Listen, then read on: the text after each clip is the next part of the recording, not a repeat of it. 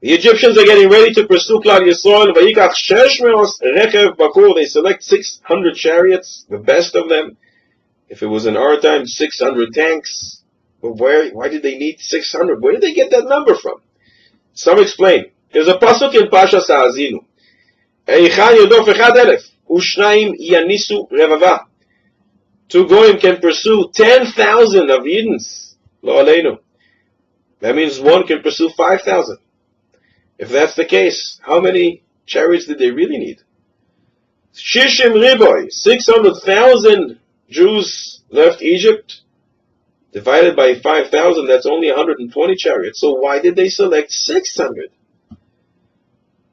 Rashi reveals to us when the pasuk says, "V'chamushim alu bnei Yisrael."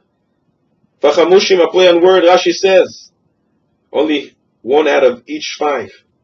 4 died in Egypt.